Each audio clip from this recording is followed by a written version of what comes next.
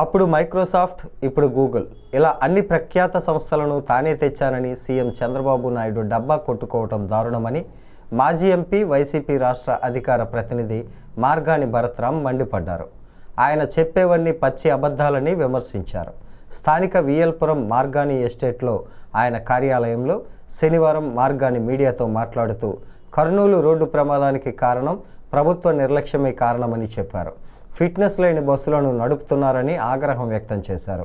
కర్నూలు ప్రమాదానికి గురైన వాల్వో బస్సుకు ఏడాదిన్నరగా ఫిట్నెస్ సర్టిఫికెట్ లేదని ఆరోపించారు. 19 మంది ప్రాణాలు పోవటానికి ప్రభుత్వమే కారణమన్నారు. కూటమి ప్రభుత్వంలో మహిళలకు రక్షణ లేదని ధ్వజమెత్తారు. వైసీపీ నాయకురాలు అను యాదవ్ను అక్రమంగా స్టేషన్కు పిలిపించారని, తాము ఆందోళన చేస్తే 41 సిఆర్పిసి నోటీస్ ఇచ్చి పంపేశారన్నారు. ఈ నెల 28వ తేదీన ప్రభుత్వ మెడికల్ కాలేజీల ప్రైవేటీకరణను వ్యతిరేకిస్తూ వైఎస్ఆర్ కాంగ్రెస్ పార్టీ ప్రజా ఉద్యమం చేపడుతుందని తెలిపారు. దీనికి సంబంధించి పోస్టర్ను మాజీ ఎమ్మెల్యే రౌతు సూర్యప్రకాశ్రావుతో కలిసి ఆవిష్కరించారు. మాజీ కార్పొరేటర్లు, వైసీపీ నాయకులు ఈ కార్యక్రమాల్లో పాల్గొన్నారు.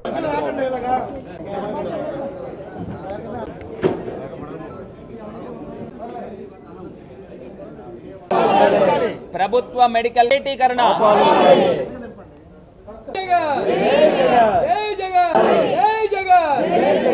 28వ తారీఖున ర్యాలీ కార్యక్రమం ఉంది. ప్రభుత్వ ఆస్తుల్ని అన్యాక్రాంతం చేస్తూ ఉన్నారు. దీనికి వీళ్ళు పోలీస్ డిపార్ట్మెంట్ పర్మిషన్ ఇచ్చినా ఇవ్వకపోయినా ప్రజల పక్షాన్ని నుంచి గలం ఎత్తుతామని కూడా ఈ సందర్భంగా తెలియపరుస్తూ ఉన్నారు. కాలంలో ప్రజల తరపున, ప్రజల పక్షాన మేము పోరాటం చేస్తూ ఉంటే నా పైన కేసుల మీద కేసులు కడతానే ఉన్నారు. గోదావరి నదిలో కలుషితం అవుతుందని చెప్పి నేను ప్రశ్నించినందుకు మనోభావాలు దెబ్బతిన్నాయంట ఈవీఎం ఎమ్మెల్యేకి. దాని మీద ఒక కేసు. మేము ప్రజల పక్షాన ప్రైవేటైజేషన్ చేయొద్దు మెడికల్ కాలేజీల గురించి అని మేము పోరాడితే దానిపైన ఒక కేసు.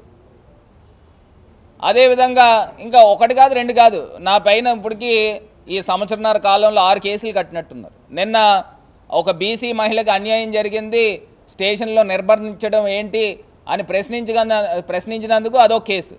6 or 7 కేసులు కట్టారు.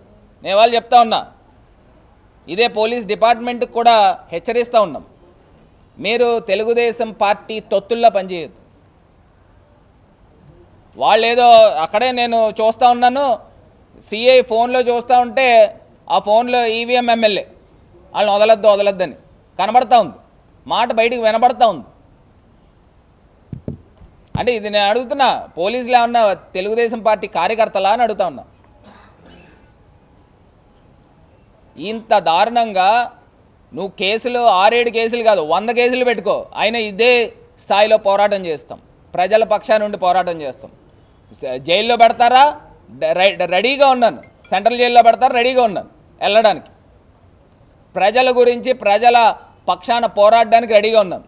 నీకులాగా లాలూజీ రాజకీయాలు చేయం, నీకులా కుమ్మక రాజకీయాలు చేయను, స్ట్రైట్గా పోరాడతాం. వైఎస్ఆర్ కాంగ్రెస్ పార్టీలో ఉన్న వైఎస్ఆర్ కాంగ్రెస్ పార్టీ తరపున పోరాడతాం.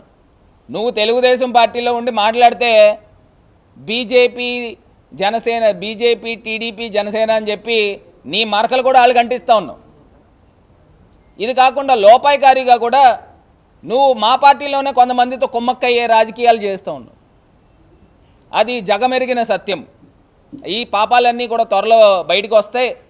ఏమేమి రికార్డ్స్, వాయిస్ రికార్డ్స్ ఉన్నాయి, ఏమేమి నువ్వు మాట్లాడిన సందర్భాలు ఉన్నాయి, నువ్వు ఏమేమి ఫోటోలు దిగినవి ఉన్నాయి, ఇవన్నీ కూడా బయటపడతా. నేనేం వదిలే వ్యక్తినేం కాదు, భయపడే వ్యక్తిని అంతకన్నా కాదు. ఇవన్నీ బయటపడతాము, రెడీగా సిద్ధంగా ఉండు.